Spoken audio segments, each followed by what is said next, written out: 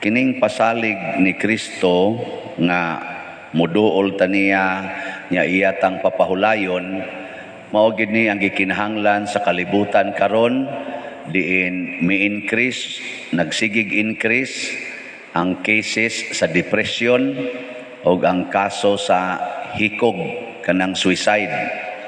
Bisan asa kang nasura ga nisaka gyud ang cases sa hikog o sa mga depression. Kamo pa mo'y plano maghikog? Wa? Kanang makasustenir aning kabugat na ipapasas kalibutan, mao na silang mga tawhana ang miduol sa Ginoo. Kay kung kining kalibutan na imo lang sungasongon nga ikaw ra gyud mo yung magpasan-pasan, why additional nga kusog, sangko gyud ka depression o hikog. Mao na siya. Naguroy uban magpa-injection na lang yung tanis siya, aron matuog na lang sila o niya mamatay. Anak kay kapoy ang kalibutan. Kamong mga asawang niya din, wa pa mo kapuyas inyong bana? Wa? Kamong mga bana, wa mo kapuyas inyong asawa? Wa? Wasan? Mga ginikanan, wa mo kapuyas inyong mga anak, wa mo magpunay pangandoy nga kalami, bayang ibalik sa tiyan ani mga buang-buang dagko. Ang pari, wa kapuyas parisyoner. Kamu, wasan mo kapuyas pari. Sige mo palit og slat. Gikapoy nagpamalit eh. Sus, kapuyas. Father, sige lang, baligyan ng slat. Way hunong. Kapoy no. Pero naa kay Ginoo og suod kas Ginoo, wa gi kapoy. Pirmi jud kang energize. Pirmi sad kang relax. Unsa may requirement sa Ginoo para ta muduol niya. Sa unang pagbasa, gihulagway nga gisugo si Moises sa Ginoo og ang instruction pabiyaon ang mga Israelita gikan sa Ehipto. Og motabok silang disyerto aron moadto sa yuta nga gisaad.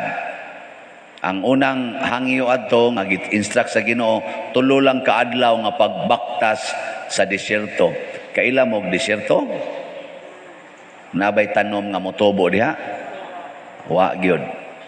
Nya didto sa Ehipto, himsog kay mga tanom, anad na sila didto sa kinabuhi kay purti na nilang dugaya ditong puyo.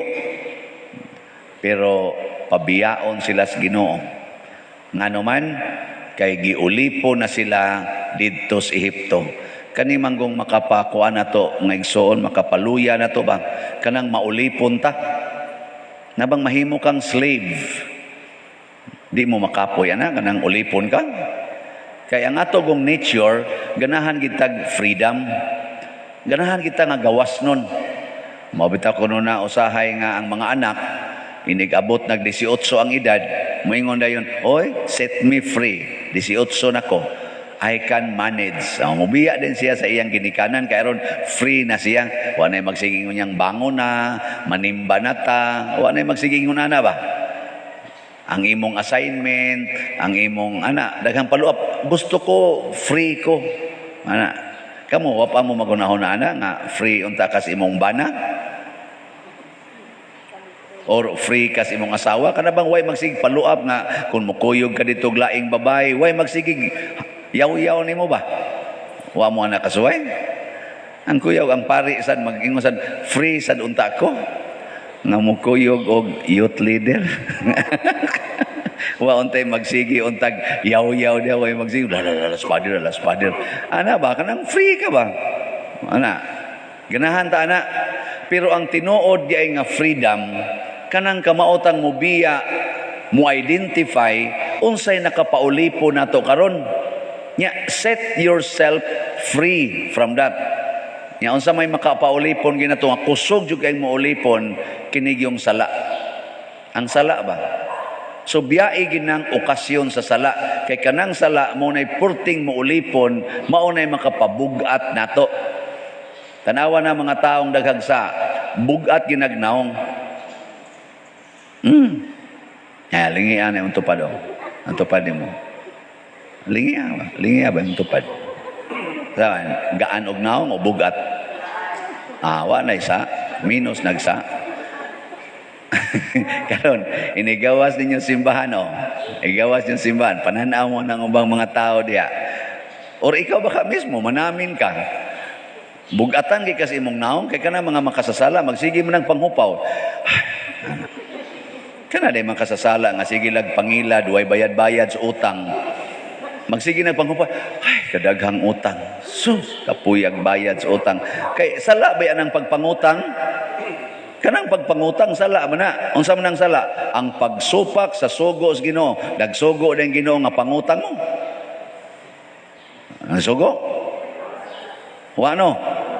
Ang sugo sa Ginoo pangayo mo. Unsa man mo wa mo magsigig paminaw ng mga gospel? Ningon, di ba ningon si Kristo? Ask and you shall receive. Wa man siya maingon, borrow and you can borrow. Wa. Ask, pangayo. Ana. Mao bitaw kita dinhi, sige tag pangayo. O karon nakagasto na ta dinhi sa ato lang project dinhi, nakagasto na tag 23 million kapin. Nya sa atong gipangtabang sa atong isig katawo nga nagkinahanglan, nakagasto na tag mga 9 million kapin. Nya sa atong mga activities dinhi, nakagasto na tag mga 4 million kapin. Ang total na nato nga donations nga nadawat, mga 38 million kapin. Nya naadi tay bayro nun. Ngayo man, nya ang nanghatag, naluyag hinatag. Pangutan na sila. Ug naluya bag hinatag kamo nang sige mamong kaghatag dinhi. Wa sa kay ko kibaw nang hatag mo. Asa naluya day mo. Sige magyapon mog simba o hatag yapon. Nya ato nang suwayag bayad kay basig bawion hinona. Dinay nung takabayad ana. Ana para nas kaayuhan dinhi nga kun do natay dagkong events labi na umaabot ang atong mga pista nga atong rededication taas kayo na siya nga kana ganing right moabot nag 3 hours simbakog mo brown out kadako natong buhatonon diri na Bisya Palma mo magamit atong migapon ana di adire ako lang ning gi-share ninyo tungod kay nigaan ang ato dinhing panginahanglan tungod ninyo nga mga manggihatagon. In short, ang paghatag mao ang pagbiya sa atong kaulipnan niining gugma sa kwarta, gugmas bahandi. Kay kanigong gugmas bahandi, magsige mo kay ako ni. Ug mao ni nakapabugat nato muna si Moises gitudluan niya mga tao biyain ang Ehipto, manglakaw ta. Isa paigo ning atong kwarta dado siya ay kabalaka kay na ay Ginoo. Ang importante ang Ginoo, dili nang imong balay, dili nang imong yuta diha, imong kabtangan biyae na ay Ginoo.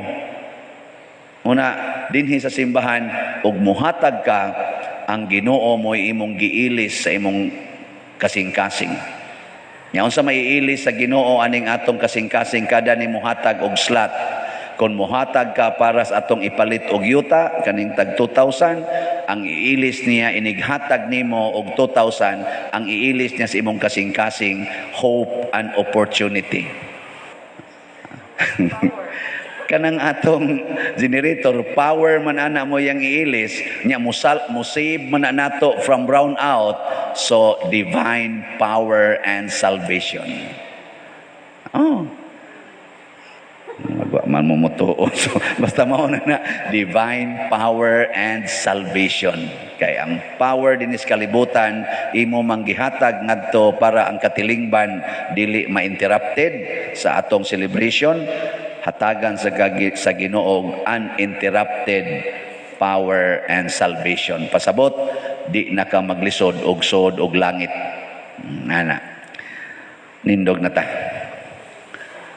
Mga igsoon, ang Ginoo nag-awhag kanato sa paghigugma o pag-alagad sa usag-usa. Busa, puno sa maong pagsalig, muingon kita, dungga kami Ginoo.